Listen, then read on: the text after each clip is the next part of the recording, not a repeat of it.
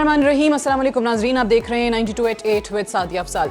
नाज़रीन, आज के दिन 1977 में 33 साल पहले हमने देखा कि जिस अंदाज में जनरल ज़ियाउल हक ने साबिक वज़ीर आज़म ज़ुल्फ़िकार अली भुट्टो को बरतरफ करके मुल्क में मार्शल लॉ का निफाज कर दिया। 43 ईयर्स का अरसा गुजर चुका है और 43 ईयर्स के बाद आज हम जब ये बात कर रहे हैं तो एक जमहूरी दौर है, एक जमहूरी हुकूमत है। और अगर माजी की भी बात करें तो पहला मौका था 2008 से 2013 का कि पाकिस्तान पीपल्स पार्टी ने, एक जमहूरी हुकूमत ने अपना 5 साला जो दौर हुकूमत था, जो मियाद थी, वो पूरी की। और उसके बाद पाकिस्तान मुस्लिम लीग नवाज़ ने इसी तरीके से 5 साल, और पाकिस्तान तहरीक इंसाफ के अभी तक जो कि 2 साल का अरसा मुकम्मल कर रही है। तो ये कंसेक्टिव 12 सालों से मुल्क में जमहूरी सफ़र जो है वो हम देख रहे हैं। 1977 में इल्ज़ाम क्या था कि आम इंतखाबात जो थे उसमें धांधली की गई, उसको वजह बनाया गया, और जिस अंदाज में ज़ुल्फ़िकार अली भुट्टो पाकिस्तान के पहले मुंतखब वज़ीर आज़म को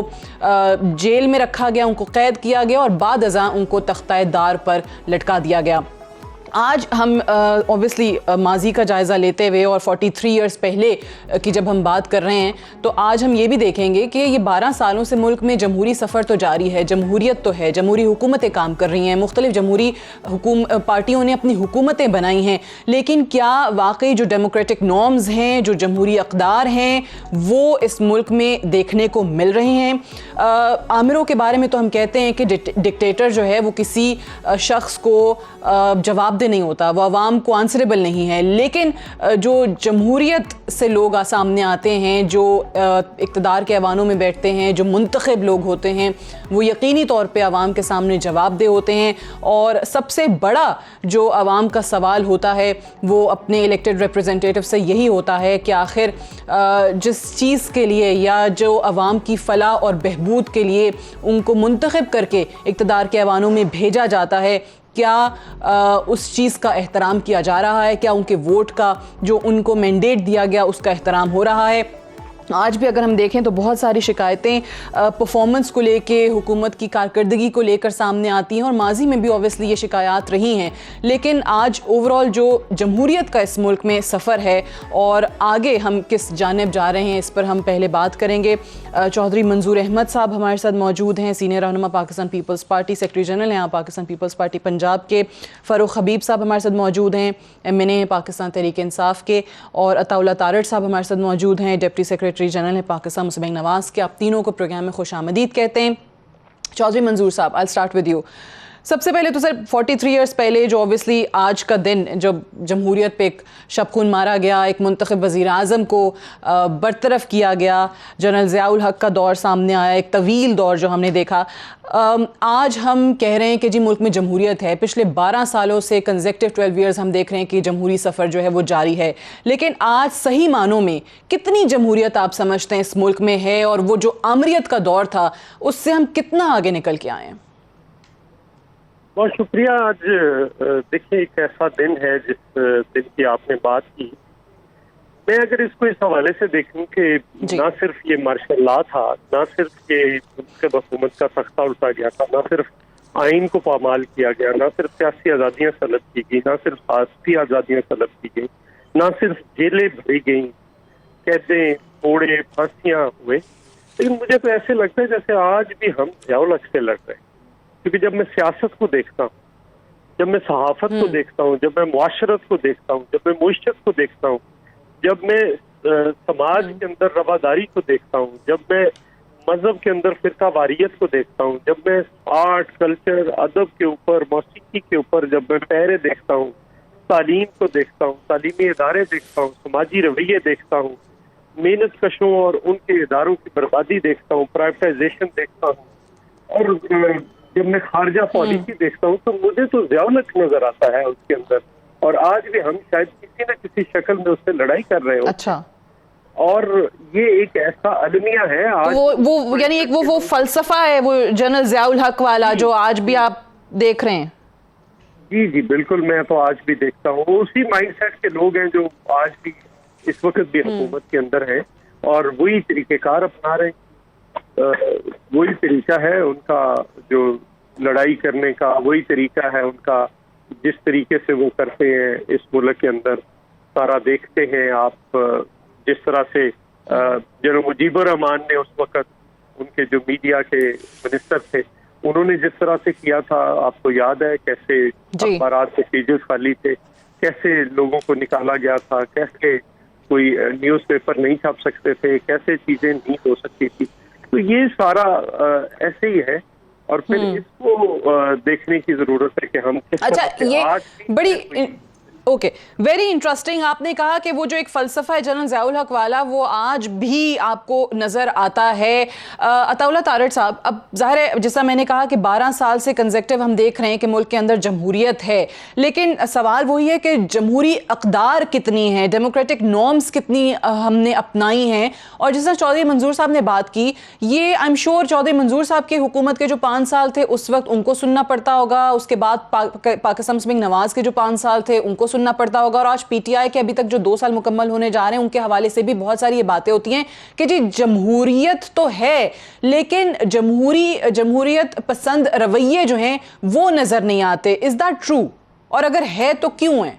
सब हुकूमतों के हवाले से मैं बात कर रही हूं। जी बिल्कुल, देखिए ओवरऑल जो एक इनटॉलरेंस है, सियासी मुखालफीन को बर्दाश्त ना करना, सियासी मुखालफीन के खिलाफ केसेस बिल्ड कर देना, और ये ओवर टाइम मैं समझता हूँ इसमें बहुत ज़्यादा डिटीरियोरेशन आई है। और वो देखिए वो ये पहली दफ़ा हुआ कि 2008 में जब जमहूरी हुकूमत को ट्रांजिशन हुई, फिर उसके बाद 13 में हुई, 18 में ऑब्वियसली हमारी नताइज के ऊपर बहुत सख्त रिजर्वेशंस थी और उसके लिए एक पार्लिमानी कमेटी बनाई गई और उन नताइज को हमने बड़े विद हैवी हार्ट हमने वो ओथ उठाया। वो एक अलग कहानी है, मगर देखिए जो जमहूरियत का इर्तिका है जिसको एवोल्यूशन कहते हैं, वो पनपने नहीं पाया ओवर द डेकेड्स। अगर वो ठीक तरीके से over the years without interruption जो है वो एक इर्तिका का प्रोसेस मुकम्मल हुआ होता तो शायद आज हमारे मुल्क में जमहूरियत बहुत ज़्यादा मजबूत होती, जमहूरी अक़दार को ज़्यादा फ़रोग मिलता। मगर अफसोस के साथ कहना पड़ता है कि क्योंकि उसको उस तरीके से अनइंटरप्टेड वो एक ट्रांजिशन नहीं हुआ और बीच में ऑब्वियसली इंटरप्शंस आई, तो वो जमहूरी अक़दार उस तरह से पनप नहीं पाए हमारे माशरे के अंदर। और आज भी आप देखें तो चौधरी मंजूर साहब ने बात की है, जो वॉइसेस ऑफ डाइसेंट हैं उनको बर्दाश्त नहीं किया जाता। तो ये कोई अच्छी रवायात तो नहीं है सोसाइटी में कि चोर चोर डाकू डाकू के नारे लगे हर दफ़ा और हर दफ़ा लोगों को जो है वो पाबंदे सलासिल किया जाए। तो ये जो आज़ादियाँ सल्ब करने का सिलसिला है, वॉइसेस ऑफ डाइसेंट को खामोश कराने का सिलसिला है, और देखिए हमने तो बड़ा सबक सीखा है 90 की दहाई से। और देखिए इसके अंदर अगर बंदा कहे कि पूरा सिस्टम जो है वो सिर्फ जो है क्योंकि इंटरप्शंस हुई इस वजह से खराबियाँ पैदा हुई, नहीं, उसमें ये बात तस्लीम करने वाली है कि पॉलिटिकल पार्टीज ने भी एक दूसरे को सियासी इंतकाम का निशाना बनाया और 90 की दहाई बड़ा स्याबाब है हमारी निशाना बनाया। और जो आप कह रहे हैं कि जमहूरी रवैये नहीं है, वो इर्तिका का वक्त नहीं मिला और वो रवैये शायद इस वजह से भी नहीं पनप सके। यू आर एब्सोल्युटली राइट कि ऑब्वियसली वो टाइम नहीं मिला, और दूसरा ये भी कि क्योंकि इस मुल्क में आमरियत इतनी तवील रही कि आपको जो अब जमहूरी लोग भी नज़र आते हैं कहीं ना कहीं से वो वहीं से आए हुए। So you think it's going to take some time Farooq Habib sahab? और दूसरा अभी के आपके 2 सालों के हवाले से भी उन्होंने जो बात की कि जमहूरियत तो है लेकिन कुछ मिसालें उन्होंने दी कि वो जो जमहूरी रवैये हैं, जो अक़दार हैं, वो नज़र नहीं आ रही। देखिए बात यह है कि अवाम ने मुंतखब किया है और पाकिस्तान तहरीक इंसाफ और वज़ीर आज़म इमरान खान को 1 करोड़ 70 लाख वोट मिले हैं। अब मुझे नहीं पता ये किस की चीज़ की जो है वो शिकायत कर रहे हैं, किस चीज़ का इनको जो है वो गिला है, शिकवा है। मामला ये है कि अगर ये आमरीतों की बात करते हैं तो इनकी अपनी सियासत जो है वो आमरीत की गोद से शुरू हुई है। ये तो एक ऐसा फैक्ट है जिस फैक्ट को ये चाहते हुए भी मिटा नहीं सकते, और हर आमरीत का जो है वो इन्होंने उस वक्त साथ दिया। और मैं ही समझता हूँ कि आज अगर जमहूरियत की बात कर रहे हैं तो जमहूरियत तो ये है कि हम सबको आवाम की मामलात को सामने रखते हुए डिलीवर भी करना है और आवाम का जमहूरियत के ऊपर जो है वो यकीन भी बढ़े, उनका एतमाद भी बढ़े।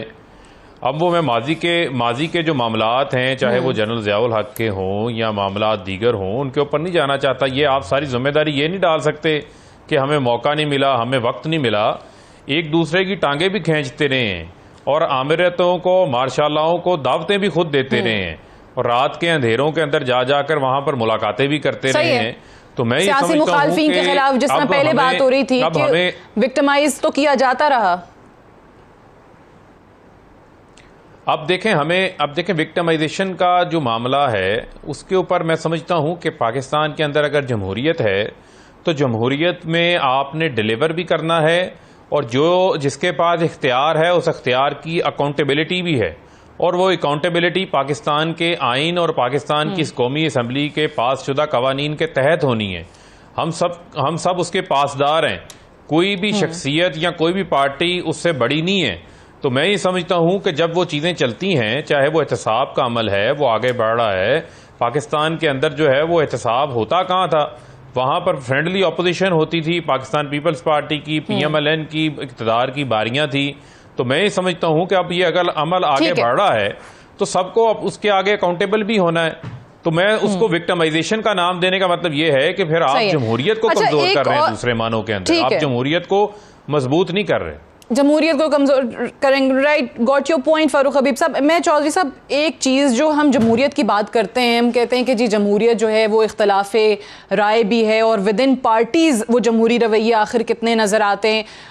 कितनी लोग हैं जो जुर्रत करते हैं लीडरशिप के आगे कोई बात करने की, कोई इख्तलाफी बात करने की। I know it for a fact, मैं आपकी बात कर सकती हूँ कि आप ये करते हैं, कायरा साहब ये करते हैं, एतजाज़ साहब ये करते हैं, लेकिन हर कोई ये नहीं करता। ये इसको मैं अलमिया कहूँ कि क्या कहूँ कि हमारे यहाँ ना खालिस आमरियत आई और ना ही खालिस जमहूरियत आई। जब एक आमिर आता है तो वो खुद को जमहूरियत पसंद शो करता है, वो अवामी नुमाइंदा खुद को समझने लगता है, और जब एक जमहूरी आदमी आता है तो वो फिर उसके अंदर आमरियत वाली खसूसियात पैदा होना शुरू हो जाती हैं। देखिए, ये जमहूरियत एक मुसलसल एक प्रोसेस का नाम है। वो नवाबजादा नसरुल्लाह खान से किसी ने पूछा था कि जमहूरियत की जड़ें क्यों मजबूत नहीं होती। उन्होंने कहा कि जब आप हर चौथे दिन जमहूरियत के पौधे को निकाल कर देखेंगे कि इसकी जड़ें मजबूत हुई हैं कि नहीं, तो फिर वो कैसे मजबूत होंगी। ये एक अलमिया है, इसको लगता है। और इस वक्त अगर आप गौर करें तो मैं बिल्कुल अगर आप ये कहें कि सियासी जमातों के अंदर सूबाई जमहूरियत आ जाएगी तो ऐसा नहीं होगा। एक जमहूरी प्रोसेस है जो यहाँ पे चलने नहीं दिया जाता। लेकिन अगर अलमिया क्या है, लोग फैसला करें कि किसको हटाना है, किसको रखना है, लोग फैसला करें, उसकी जमातें फैसला करें कि किसको रखना है, किसको नहीं रखना। अब तो फिर तो पहला इशू ये आ जाता है कि पार्टी को कैसे बचाना है। इसका मतलब ये हुआ कि वो पार्टी के लोगों की मर्जी से नहीं, किसी और की मर्जी से उसका सरबराह बनाना चाहते हैं। मियां नवाज शरीफ को अगर ये कहा जाए कि इसको हटा दो, फलां को बना दो, तो ये फैसला लोगों को करने दीजिए। और लोगों को अगर करने दिया जाता तो शायद अब तक सियासी जमातों के अंदर बहुत सारी तब्दीलियां पैदा हो चुकी होती। अलमिया ये है कि ऐसा नहीं हुआ, न करने दिया गया, जिसके नतीजे के तौर पर आज भी ऐसे है। दूसरी मैं गुजारिश करूँ कि देखिए, समाज के अंदर अब ये बहस है कि बेहतर जमहूरियत कैसे होगी और मोर डेमोक्रेसी कैसे आपने इसको लेकर आगे बढ़ना है। एक बात। दूसरी बात यह है कि क्या हम उस माइंडसेट से बाहर आए। इसका मतलब यह है कि जो मुतबादल आवाज है, मुतबादल सोच है, जो दूसरा नुक्ता नजर है, उसको ही दबा दें। फिर ये तो ठीक है तरीके का है। मुझे आपकी एक बात बड़ी अच्छी लगी कि सियासी जमात की अगर हुकूमत आ गई है, सियासी हुकूमत बन गई है, तो इसका मतलब ये नहीं है कि जमहूरियत भी है। जमहूरियत जो है वो एक अलग फलसफा है, वो एक अलग पूरा प्रोसेस है। और इस पे मैं मजीद बात करती हूँ, मुझे एक ब्रेक के लिए कहा जा रहा है। ब्रेक से वापस आकर हम डिस्कशन को यहीं से कंटिन्यू रखेंगे। Stay tuned.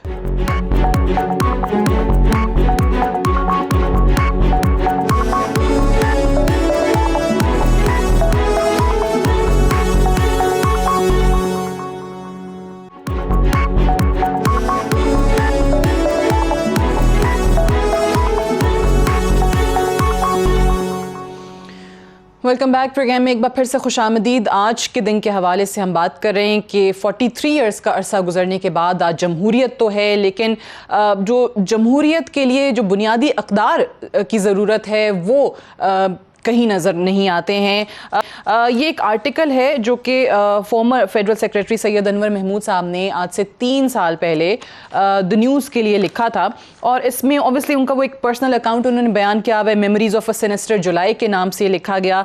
और उस टाइम पे वो अब्दुल हफीज़ पीरज़ादा साहब के साथ एज जूनियर ऑफिसर काम भी कर रहे थे, जो कि बहुत ही पावरफुल और इफेक्टिव मिनिस्टर थे भुट्टो साहब की काबीना में। पीरज़ादा साहब उन्होंने बहुत सारी चीज़ें बयान की, उस दिन क्या हुआ, कैसे मार्शल लॉ लगा। लेकिन तारड़ साहब ये जो आखिरी 3 लाइनें हैं, इन्हीं पे मैं आपका ज़रा तज्जिया चाहूँगी। उन्होंने बड़ा खूबसूरत इसको बयान किया कि आज जो पाकिस्तान है वो पाकिस्तान नहीं है जो कि 5 जुलाई 1977 को था, और आज हमें एक मिलिट्री टेक ओवर के लिए भी परेशान होने की ज़रूरत नहीं है, but we surely need to avoid the many pitfalls that are clearly visible to the naked आई।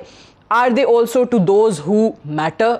वो क्या हैं पिटफॉल्स, वो क्या गड़े हैं, और क्या वाकई उस चीज़ का इदराक हमारे जमहूरी लोगों को हो रहा है? देखिए, अभी मेरे भाई फारूक हबीब साहब भी बात कर रहे थे। देखिए, डिनायल में होने से फर्क नहीं पड़ेगा, यानी वो बारियां लगी या ना लगी, 2 पार्टी सिस्टम पूरी दुनिया में चलता है, और 2 पार्टी सिस्टम्स ही दुनिया के जितने तरक्की याफ्ता ममालिक है वहाँ भी राइज हैं। मैं ये नहीं कह रहा कि बाकी पॉलिटिकल पार्टीज नहीं होनी चाहिए, मगर एक बात को ज़रूर एक्सेप्ट करना चाहिए कि शॉर्ट कमिंग्स हैं सिस्टम के अंदर। अब ये देखिए ना, जो पेमरा के नोटिस की मैंने बात की, ये एंकर्स की बात की, मीडिया पर्सन्स जो ज़्यादा तनकीद हुकूमत पे करते हैं उनके हवाले से बात की, तो वो रोज़े रोशन की तरह आया है, वो कुछ ढकी छुपी बात तो है नहीं। और हुकूमत को ये जिम्मेदारी लेनी चाहिए कि जी बिल्कुल। और देखिए, गैर जमहूरी रवैयों की हम बात कर रहे थे, फवाद चौधरी सिटिंग मिनिस्टर ने 2 जर्नलिस्ट को थप्पड़ मारे, ये बिल्कुल रिकॉर्ड का हिस्सा है। अक्सर जो है वो एक सहाफ़ी को प्रेस कॉन्फ्रेंस के दौरान शहबाज गिल साहब ने क्या बात की, तो ये कौन से रवैये हैं, ये कौन लोग हैं, ये आपके हुकूमती ओहदेदार हैं। और भी ये आप सही कह रहे हैं, बट वही फवाद चौधरी अगर अपनी हुकूमत के अंदर से लोगों के नाम लेके और अपनी हुकूमत की परफॉर्मेंस के खिलाफ कहीं इंटरव्यू देते हैं, बात करते हैं, दैट अगेन शोज की जमहूरियत है और वो बात कर सकते हैं। उनको काबीना से निकाला नहीं गया, उनसे उनके वजीर होने का पोर्टफोलियो वापस नहीं लिया गया।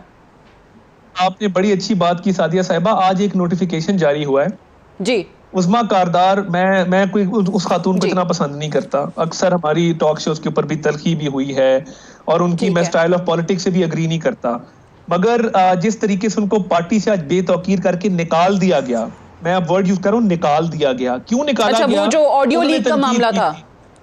जी, आज ये लेटर आया है, ये बकायदा उनको कहा गया है कि जी हमने आपको बुलाया था, आपका हमने शो कॉज का रिप्लाई देखा है, आप इस काबिल नहीं हैं, आपने पार्टी लीडरशिप पे तनकीद की है, आप इस काबिल नहीं हैं कि आप कोई पार्लियामेंट्री पोजीशन या कोई भी पोजीशन होल्ड करें। उनकी जो पार्टी की रुकनियत थी उनको पार्टी से आज निकाल दिया गया है, और ये मैं समझता हूं कि वो एक सियासी वर्कर हैं। हमने धरनों में उनको देखा, हमने उनको प्रोटेस्ट के अंदर देखा, ओवर द ईयर्स हम उनको देखते आए हैं। एंड वो एक जो फेमस कोट है कि I may not agree with what you are saying, but I will defend to my death your right to say it. बात ये है कि ये कौन से रवैये हैं? बिल्कुल ठीक है। ये जब तक आप और देखिए, जमहूरियत के लिए जो कुर्बानियों की बात है ना, जो सिस्टम के अंदर एक देखिए, हमने बड़ा सफर किया है। पीपल्स पार्टी की जो कुर्बानियां हैं जमहूरियत के लिए, उसके बाद सबसे ज्यादा मुस्लिम लीग नून की कुर्बानियां हैं।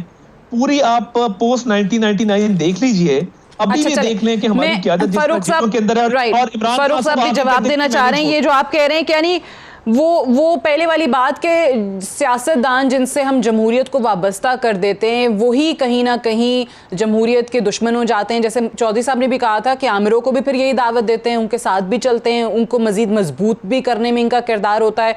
फारूक हबीब साहब, आप रिस्पॉन्ड करना चाह रहे थे तारड़ साहब ने जो बात की। देखिए, बात यह है कि तारड़ साहब ने जो बातें की, इन्होंने स्पेसिफिकली कुछ लोगों के नाम लिए। अगर मैं ऐसे नाम लेना शुरू करूं तो जो है वो आपके शो का वक्त ख़त्म हो जाएगा, लेकिन मुझे मजबूर किया है, मैं रिकॉर्ड को स्ट्रेट करना चाहता हूं कि आज चौधरी निसार साहब कहाँ पर हैं? आज जफर अली सेनेटर साहब का सेनेटर इनकी पार्टी के जफर अली शाह साहब कहाँ पर हैं? ऐसे बेशुमार आवाज़ें जो दबा दी गई मुस्लिम लीग नून के अंदर, और चौधरी निसार से तो बड़ी कुर्बानियां नहीं होगी, इनके बहुत सारे लोग बैठे हुए हैं, उनको तो इन्होंने पार्टी का टिकट भी नहीं दिया। तो मैं ये समझता हूं कि जब ये बात करते हैं इन तमाम रवैयों की, तो उस वक्त इनको ये भी देखना चाहिए कि जमहूरियत लफ्ज़ मुंह से कहना बहुत आसान है, उसके ऊपर अमल दरामद भी तो करना है ना। ये जमातें अगर आज से बहुत देर से पहले से ये क्लेम करते हैं कि 2 पार्टी सिस्टम राइज है, तो पहले पार्टियों के अंदर तो जमहूरियत लेकर आएं, पार्टियों के अंदर लीडरशिप का इंतखाब भी जमहूरियत करें। कितने इंट्रा पार्टी इलेक्शंस होते हैं, क्या कोई रिस्ट्रेंट लगाई गई है? लीडरशिप कितने बार जो है वो सदर बन सकती है, कितनी बार चेयरमैन बन सकती है? आगे जो है वो बच्चे तैयार हो जाते हैं। ये जमहूरियतें नहीं है, ये तो डायनेस्टीज हैं। तो मैं ये समझता हूं कि उसके ऊपर भी फोकस करने की जरूरत है। और मैं समझता हूं कि जो हमारी जमात है, इस जमात के अंदर वजीर आज़म इमरान खान साहब खुल के तनकीद सुनते भी हैं, और फोरम्स के अंदर भी जो है वो लोगों को मौका फराहम किया जाता है जहां पर कोई ऐसी बात आए जो कि कोड ऑफ कंडक्ट के खिलाफ है और जो कि लीडरशिप के ऊपर जाती नौयत की बातें हो, तो उसके अंदर हर पार्टी के अंदर उसका एक कोड ऑफ कंडक्ट होता है। जो उसके आइन के साथ शामिल होता है, उसके अंदर एक प्रॉपर सिस्टम को फॉलो किया जाता है। तो मैं समझता हूं कि उसकी हदूद के अंदर रह के अगर कोई बात करता है तो उसको किसी किस्म का कोई मसला नहीं है। यहां पर जो है मैं समझता हूं कि इमरान खान साहब की वफादारी है। बहुत सारे लोग जो हैं वो इस किस्म की बातें कर जाते हैं, उन्होंने हमेशा जो है वो खुले दिल से सुना भी है, लेकिन पार्टियों के अंदर खुद भी जो लीडरशिप चुनने का प्रोसेस है, जब तक वो जमहूरी नहीं होगा, जब तक पार्टी का एक आम कारकुन जो है वो पार्टी वो जमहूरी नहीं होगा, नहीं आएगा। आप अच्छा, यूरोप की, बरतानिया की, बाकी जगहों पर जो निशानदेही उनकी सदारती लीडरशिप भी जो है वो भी उनके लोग इलेक्ट करते हैं। पहले प्री क्वालिफिकेशन राउंड होता है, फिर वो सिलेक्ट होकर फिर वो आते हैं सदारती मैदान के दौर के अंदर, जो यूएस का सदारती निजाम है। बरतानिया में आप देख लें कि वहां पर भी पार्टीज के लीडरशिप जो है वो उनके मेंबर्स चुनते हैं। कोई डायनेस्टिक सिस्टम तो नहीं है, इस वजह से वो जमहूरियतें आगे परवान चढ़ गई। यहां पर जो है वो उसको परवान चढ़ने से हमने रोका हुआ है कि जी एक खानदान है तो उस खानदान ने ही रहना है, मुगलिया सल्तनत कायम रहेगी, यहां पर अंपायर कायम करनी है। तो मैं समझता हूं कि फिर हमने जमहूरी डेमोक्रेसी नहीं है, मोनार्की कायम करनी है। तो पहले तो वो सोच लेकर आए, फिर जमहूरियत के ऊपर बात करें। ठीक है, ये बात दुरुस्त है। मैं चौधरी साहब, ये जो डायनेस्टिक पॉलिटिक्स की बात करें, I do not support dynastic politics. ये बात बहुत सारे लोग करेंगे, लेकिन पीटीआई के अंदर भी देखें, चलें वो बात सही है, इमरान खान साहब की उनके बाद औलाद नहीं आएगी सियासत के अंदर या उनको पार्टी लीडरशिप नहीं मिलेगी, लेकिन अभी ज़रा सी कोई बात हुई तो आपने देखा कि किस तरीके से हंगामा हुआ। वहां पर भी इमरान खान की जगह कोई नहीं आ सकता है, कोई उनको रिप्लेस नहीं कर सकता है। पीटीआई जो है वो इमरान खान ही है। सो ये जो -1 की बाज़गश्त शुरू हो जाती है हर ही दौर के अंदर, चाहे वो जरदारी साहब को लेकर हो, चाहे वो नवाज शरीफ साहब को लेकर हो, अब इमरान खान साहब के हवाले से फिर कल तो यहाँ तक बात हुई कि जी -1 हुआ तो -3 होगा। शेख रशीद साहब ने कहा नहीं हो तो फिर सिस्टम ही लपेटा जाएगा। सो ये बातें जो सियासी तौर पर जो ग्राउंड रियलिटी को सामने रखते हुए हमारी सियासत में या हमारे सियासी जमातों के अंदर मुमकिन नहीं है, वो क्यों होती हैं हर दौर में? देखिए, पहली बात ये है कि ये बिल्कुल जो फखर फहीम साहब ने कहा, मैं तो इससे आगे जाता हूँ और मैंने इस पर लिखा भी है, तो पार्टी के अंदर भी बहुत बार बात की है कि हमें इस प्रोसेस को स्टार्ट करना चाहिए। मुतमा बेनजीर भुट्टो ने एक बार इलेक्शन करवाए थे, पीटीआई ने एक बार इलेक्शन करवाए थे, उसके बाद कोई नहीं करवाया। लेकिन ये देखिए ना, मतलब हम दूसरों को तो कह सकते हैं, जब से पीटीआई बनी है तब से इमरान खान ही चेयरमैन है, कोई और तो नहीं चेयरमैन है। इसी तरह से बाकी जमातों को देख लें, आप एएनपी को देख लें, आप जेयूआईएफ को देख लें, सवाए जमात इस्लामी, बाकी जिसको भी पार्टी को देखेंगे आपको एक नजर आएगा। लेकिन मेरा फिर वही प्रॉब्लम कि हम इसको शुरू करते हैं, जब शुरू करते हैं तो कोई दूसरा आकर ये कहे कि इसको हटा दो और उसको बना दो।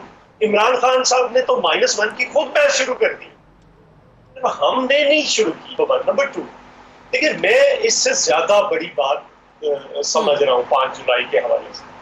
मुझे जब भी फिरका वारियत में कुछ लोग मरते हैं तो मुझे ज़ियाउल्लाह की याद आ जाती। और जब भी आपको याद होगा, भुट्टो साहब ने, मुझे नहीं पता आपने पढ़ी है कि नहीं, मुझे वो छोटी किताब है वो पढ़ने वाली, अगर मुझे कत्ल कर दिया गया, जो जुल्फकार अली भुट्टो शहीद ने जेल में, और आज उसको वापस लाने की जरूरत है। एक जब तक आप एक प्लूरल सोसाइटी नहीं लेकर आते, आप एक डेमोक्रेटिक नॉर्म्स को नहीं लेकर आते, जब तक आप दूसरे की बात सुनने को तैयार नहीं होते, दूसरे का नुक्ता नजर से इख्तिलाफ रखते हुए उसको इजाजत नहीं देते कि वो नुक्ता नजर अपना बयान करे, तब तक कौन सी जमहूरियत है? ले आए जिसको मर्जी, आप शौकत अजीज को ले आए, जफरुल्लाह जमाली को ले आए, तो जिसको मर्जी ले आए, तो उसका मतलब कुछ नहीं होगा। मतलब यही है कि फिर वहां पे सियासतदान या सियासी जमातें तब्दील करने से जमहूरियत नहीं आएगी। सही कह रहे हैं। मैं एक ब्रेक लेनी है सर, ब्रेक से वापस डिस्कशन को हम यहीं से कंटिन्यू रखेंगे। Stay tuned.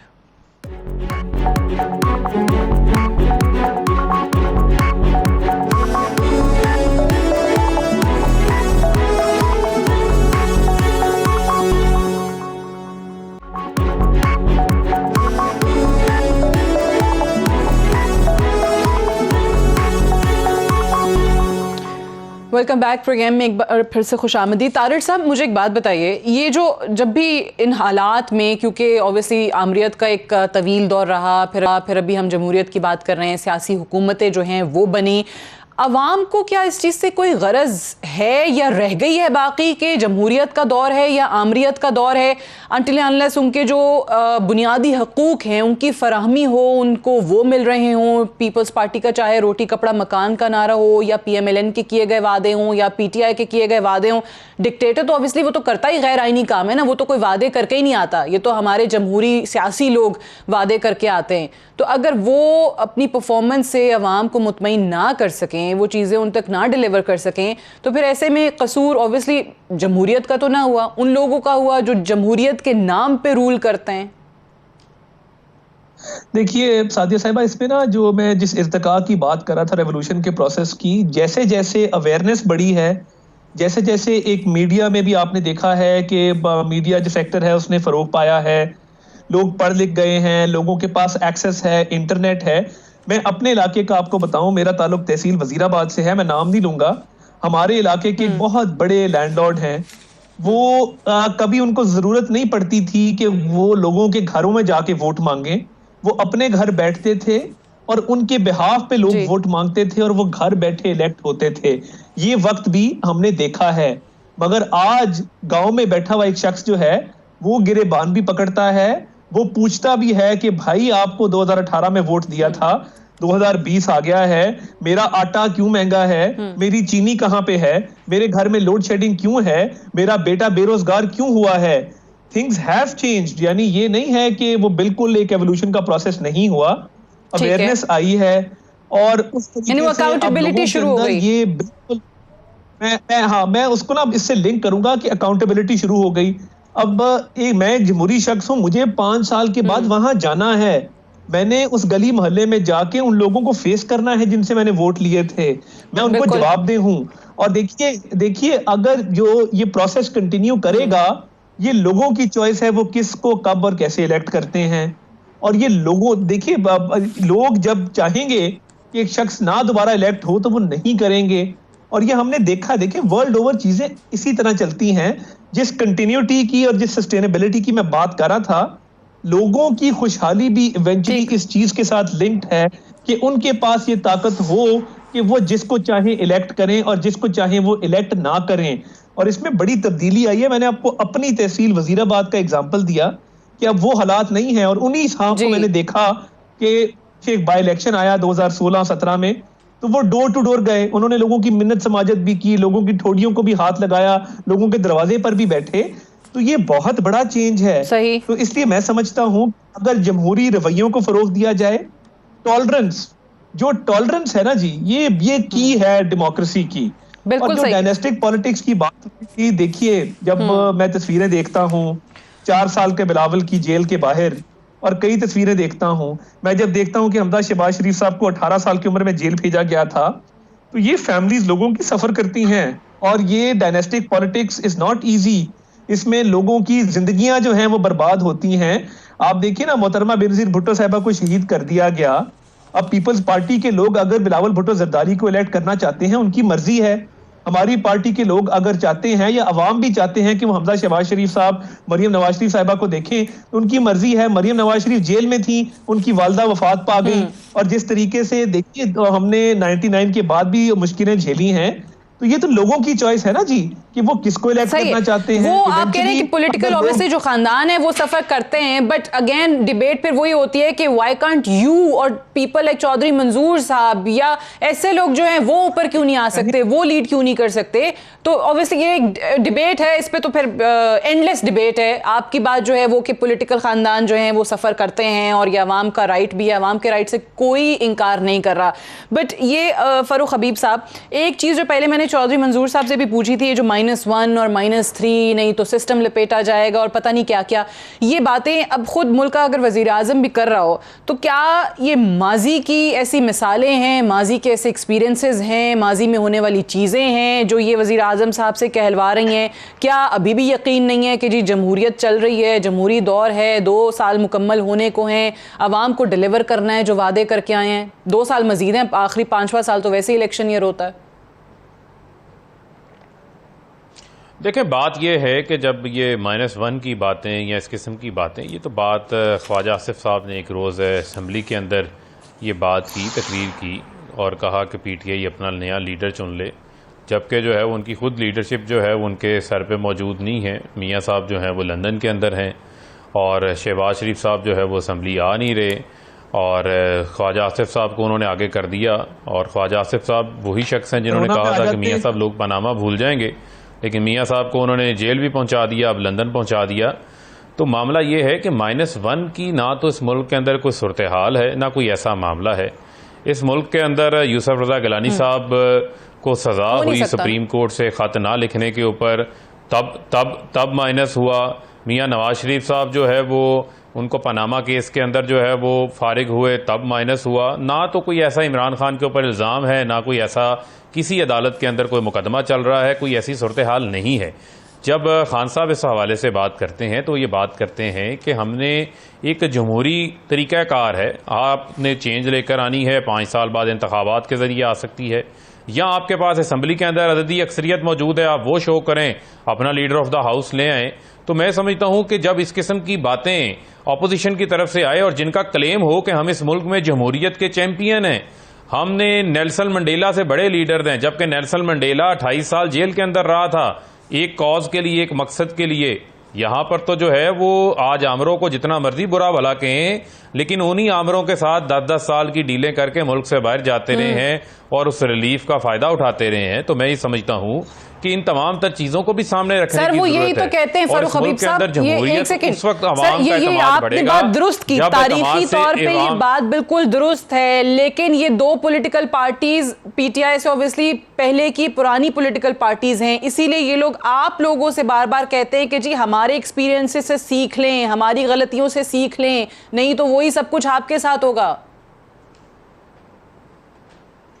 देखिए, बात यह है कि किसी की गलती से सीखना या नहीं सीखने वाला वो मामला नहीं है। मैं समझता हूं कि हमारी एक अपनी सोच है और लोगों ने हमें मुंतखब किया है। और ये जो बात कहते हैं कि माजी की गलतियों से सीख लें, माजी की गलतियों से सीख लें, इनमें से किसी ने नहीं सीखा। ये वही काम दोबारा आके करते रहे हैं। जो चीज़ जहां से इब्तिदा होती है, जहां से जो है वो बीज रखा गया हो, उसके असरात फिर जो है वो सारा वक्त रहते हैं, वो असरात हमें नजर आते रहे हैं। और मैं जो आपको बात कह रहा हूं, जो जमहूरियत के ऊपर आज आपने सारा शो किया, आपने बड़ा अच्छा किया, लेकिन उसका साथ जमहूरियत का मतलब जो है वो डिलीवरी भी है। जमहूरियत का मतलब ये है कि अवाम के साथ किए गए वादों को जो है वो पूरा किया जाए। खाली सिर्फ लीडरशिप का नहीं है, खाली जमहूरी रवैयों का मामला नहीं है। क्यों नहीं करती? ऑब्वियसली जमहूरियत का तो कसूर नहीं है ना, जमहूरियत तो एक नाम है प्रोसेस का। उन लोगों की वजह से डिलीवर नहीं करती जो जमहूरियत के नाम पे इक्तदार में बैठते हैं और रूल करते हैं। चौधरी मंजूर साहब, सर लास्ट कमेंट आपका। देखिए, मैं ज़ाती तौर पर जो फर्क को बात कर रहे हैं, मैं बिल्कुल, हमने जो बात की है वो एक पोलिटिकल है, जो उन्होंने खुद ही बात कर दी, डिलीवरेंस की बात है। यही हम आपसे कहते हैं। इस मुल्क का अलमिया क्या है? जब सियासी जमातों को तोड़ा जाता है और कहा जाता है कि ये जमात अब इक़्तिदार में नहीं आएगी, ये आएगी, और यहाँ से लोगों को उठा कर उसमें ले जाया जाता है। और अगर वो लोग जो लेकर जाते हैं वो आज उस जमात में से कह दें कि नहीं, कल तुमने PTI के साथ नहीं रहना, तो नहीं रहेंगे। मैं यही कह रहा हूँ, और इनकी तादाद बढ़ती चली जाती है। साथ ही अलमिया इस मुल्क का ये है कैसे लोगों की तादाद बढ़ती चली जाती है जो हर दौर में इक़्तिदार में रहते हैं। हम जैसे लोग हैं जो वो किसी एक जर्नैल साहब तकरीर कर रहे थे ना, उसने कहा था मैं कल भी सिपाही था, मैं आज भी सिपाही हूँ, मैं कल भी सर सबसे पहले तो सारी पॉलिटिकल पार्टीज जो है ना, आप तीनों जो पार्टीज है ना वो ये काम करें कि आप इकट्ठे हों और बैठे कि वो लोग जो आमिरों के साथ बैठे रहे हैं उनको अपनी पार्टीज में नहीं रखेंगे या उनको अपनी पार्टीज में अहम ओहदों पर एटलीस्ट नहीं बिठाएंगे। वो बीच में से एक बंदा उठा, उसने कहा जी तुसी तरक्की ना खड़े हो। वो हमारे जैसे जो लोग हैं जो एक ही पार्टी में बैठे हैं संसद, वो बैठे और हम अपनी जगह पे बैठकर ना सिर्फ जमात के अंदर, जमात के बाहर लोगों के लिए लड़ रहे हैं। अब सवाल ये है कि क्या अगर हम ये कहें, हमने ये कहा, बिलावल साहब ने क्या कहा कि या आप डिलीवर करें, लोगों से माफी मांगे, माफी क्या ब्राजील के सदर ने नहीं मांगी, गलत पॉलिसी पे माफी मांगे या बस मुस्ताफी हो, ये पॉलिटिकल बात है, इसमें से कोई चीज नहीं है। और खुद अगर आकर वो प्राइम मिनिस्टर, इसका मतलब है तो उन्हें अंदर से कोई हालात का पता है कि कौन -1 की बात कर रहा है। Thank you very much sir. I have to wind up here. Chaudhry Manzoor Ahmed साहब, अताउल्लाह साहब और फरूख हबीब साहब, आप तीनों का बेहद शुक्रिया आज प्रोग्राम में ज्वाइन करने के लिए। That's all for tonight. मुझे इजाजत दीजिए, खुदा हाफिज।